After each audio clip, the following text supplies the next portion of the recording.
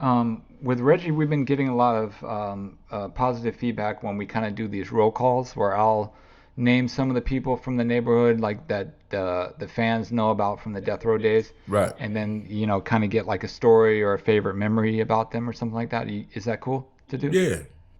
Okay. Can you talk a little bit about CJ? About who? CJ? CJ. CJ is one of the big homies. Uh, he's probably one of the only ones that I've had arguments with or whatever. But at the end of the day, he's still the big homie.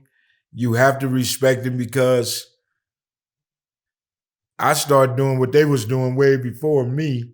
So, you know, even though that a lot of guys took, certain turns in life different from ours or whatever. Now, mind you, we all pretty much did the same shit. But I'm gonna say CJ, he was somebody to look up to because when I met him, he was coming out of I think prison, and he was big, and he was one of the big homies. And you know, I was real close to his moms, his other brothers, Tootie and Walt. So he the big homie. I mean, you got to respect the big homies. Okay. Up next, can you speak on Stanley Pitts? Stanley Pitts, crazy motherfucker too. Um, Another big homie. Um, a lot of cats don't know this, but back in the days when we walked to Luders Park, Stanley Pitts and them used to be up under this which they called the headquarters. And that's where everybody would congregate at when you'll see all the big homies up under there. And when I met Stanley Pitts, he was just ready for anything. And I was like, God damn, I want to be off the hook like that. Like they was just like for real with the gang shit. You know what I'm saying? They wouldn't know no profiling and trying to who dressed the best out of the homies. They was on some real some gangster shit. And that's what I wanted. You know what I'm saying? I looked at those guys like if this is where I'm at, this is what I want to be like. This is what I want to do. Uh, you know, we all go through our getting high and all of that other shit, but to me, it didn't take nothing away. Like with CJ, like with all the homies that, got caught up in the 80s, the mid 80s shit with getting high and all that shit. We all smoked primos and shit like that. Some of us kicked it, some of us, it took a little longer. But shit, he was worser, getting high than he was. I'd rather see, no, he was more calmer getting high. I'd rather see the other shit, the other side of Stanley Pitts. But he was just a name to be reckoned with. He was a guy that, you know, was about it, for real, regardless of. Okay. What about Kenny Tubbs? Can you speak on him? Kenny Tubbs was my friend. Not just my homeboy, he was my friend. That was my brother. That was my man. A ride or die. Uh Me and Kenny Tubbs did a lot of shit together. Uh I'm gonna give you a little story with Kenny Tubbs. This is how we was. If I went to Knott's Berry Farm, he went. If I went to Disneyland, he went. If I said, fuck it, I'm finna go to LA, he went. So this one particular day, we was kicking it on the block, and we gave this smoker a $20 piece for his card. So we rode about 3 primos, got out our 8 ball. We said, fuck it. We takes off to LA. So we in LA, who banging, gang banging like a motherfucker, right? So we at a light side by side with this car, and it got like 4 Crip dudes in it. And They start who banging, we start who banging. We didn't know that it was an entourage of motherfuckers, like 5, 6 cars of Crips. So when they got out, we pulled off. Now here come all these cars zooming and zagging, trying to catch us. We caught a motherfucking flat. We got the pistol, and the pistol saved us because we ran in the gas station and locked the motherfucking door. And we had no clue. They banging on the door, so the people in the store called the police. They bounced. But we sitting out here on the motherfucking flat. So we didn't know that you had to put the goddamn tire on the motherfucking, put the tire on the car, let it down, and then inflate the motherfucker. So once the attendant dude showed us that, we got the fuck up out of there. And then another time, we goes to we with these chicks, trying to impress these chicks from off of 84th and San Pedro, right? So they're in the hood kicking it with us. We finna ride back to their hood. So Tubbs was like, look, we going up Long Beach. Them niggas out there. So I tell old girl and them to pull over. We ain't got no pistol or nothing. We get out the car and we walk up to the niggas. It was whoop, whoop, whoop, whoop, whoop. And they got to banging back, whoop, whoop, whoop, whoop, whoop. So when they rushed us, I'm in the parking lot. Tubbs goes inside of the pizza place. So when I break and get on, old girl and them gone. So when I get back to the hood, they right from us. Buntry and Timmy in the house in their pajamas.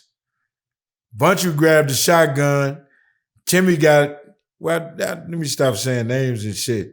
The little 38, we jumps in the Cutlass and goes back up to look for Kenny Tubbs. So when we go up there, the police in there, Buntry goes inside of Chico's in his pajamas.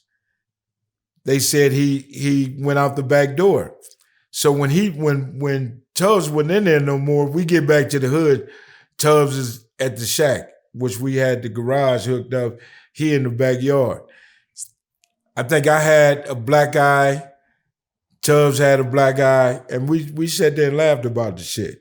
And the chicks came back and they got to talking about y'all stupid and whoop whoop whoop. I'm like, yeah, that was some stupid shit. That was dumb as fuck. And we laughed it off and called it a day.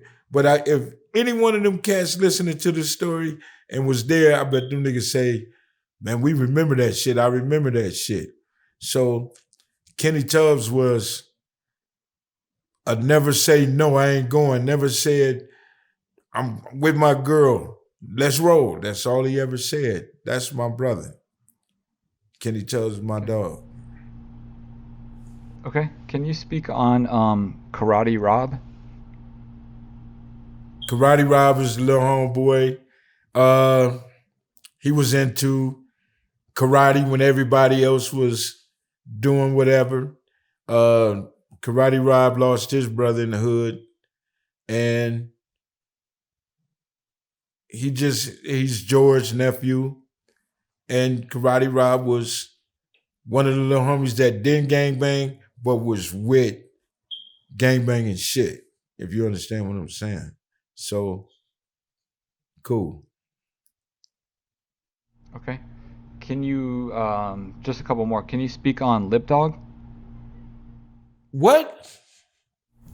Lip Dog? Yeah, I can speak on Lip Dog. Fuck Lip Dog. Lip Dog is a bitch. No, let me stop. Me and Lip Dog done had our differences. Me and Lip Dog don't see eye to eye on shit.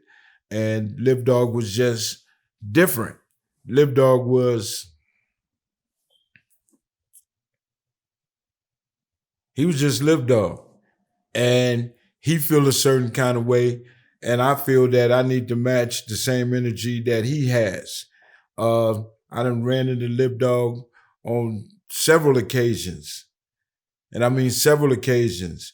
And Lip Dog had never got up and never wanted to this or that. But They know Mob James don't hang in the hood. Mob James ain't kicking it. Mob James ain't living like that.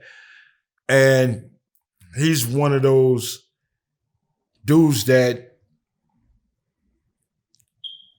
he's just there. I'm not too fond of Lip Dog. I'm gonna say that.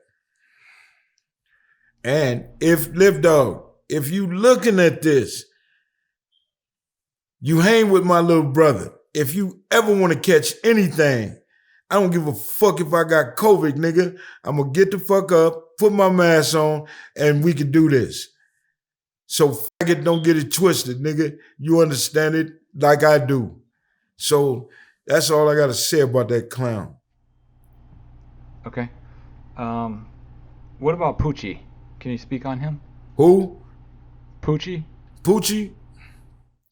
I never knew what to think about him. When I met him, he was with Death Row. He was doing his thing. I knew he was a hitter. You know, they said he was involved in my brother's situation. So I never dealt with those dudes. I couldn't kick it with them. You know what I'm saying? Because they get down was totally different from mine. Totally different. So can I say something bad about him? I don't know him. I've been around him, but I didn't fuck with him like that. So, you know, I can't say nothing but I heard he was involved in some shit. You know what I'm saying? So I can't keep him here. And I really don't like what? Like, he's gone. Okay. But what about Trey? Do you have any memories, like good times with him? With Trey? Yeah. No. Yes, I do. When Trevon first time going to the county jail, he was in the county jail with me in the blood module. And he was kind of like skeptical, nervous, or afraid. Either one you want to choose to catch a fade. And when the cat was yada yada at the mouth, Trey looked at me. I looked at Trey. Trey, my little homie. So if he wouldn't have did it in the blood module, I'd have had to do Trey. So I looked at him and he did his thing, which I was cool with. But Trey put emphasis on Trevon. You know what I'm saying? Nigga, you ain't all that. You never was. And then, you know, I hear he hanging and talking with Alex Alonso, talking about Mob James a rap. Wait a minute, hold up, my nigga. I can start from Southside to Whoop the Whoop on some real shit. But even though you speak on me, what the fuck do I look like coming bam and putting that shit on social media? I ain't never been that type of nigga. So all the shit that I know and what I can get, I don't fuck with Trey like that. I wouldn't do no nigga like that. So knowing that he in the hood, what type of nigga am I to put him out there or do whatever? So I don't speak on it. Trayvon done seen me in the hood at Miss Stevenson house.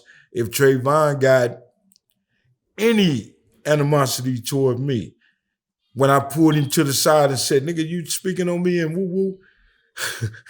No, homie, they said you said woo-woo about me. No, nigga, have some real energy and say, yeah, I said. Because I said, yeah, I said. So I'm just saying, if you got something against me, don't shake my motherfucking hand. Don't come and say big homie. And that's all they do every time. Or if I ever go to the hood, is what's up, big homie? Oh, that ain't the energy I hear you got. Nigga, what's happening? You know what I'm saying? And that's all I say. Don't be no fake ass motherfucker. And soon as I get in the car and leave, that's why I don't fuck with that nigga. No, don't act like that. I wouldn't give a fuck if you scared or not. But I ain't never tried to bully Trevon. I ain't never tried to bully Lip. I ain't never tried to bully none of them cats. I'm just cut different from them cats. And people seem not to understand that. But if I can sum it up in 2 words on Trevon, fuck you. He got my number too. You hang with my little brother. Nigga, if you want to see me, I will come to the hood. I will come. And I come, lift my shirt up the whole nine. I don't need no motherfucking pistol for none of you niggas. I've been beating you bitches up since I've been in the hood. You feel me? So I ain't never got down like that. I was just a gangbanger. And I wasn't in the hood to do another blood or the homies. I went in the hood for that. We had Buster Week for that. The cats that ate off the mob and wouldn't go and do this and do that when one of the homies got shot or some shit, or watched the homie fight at school.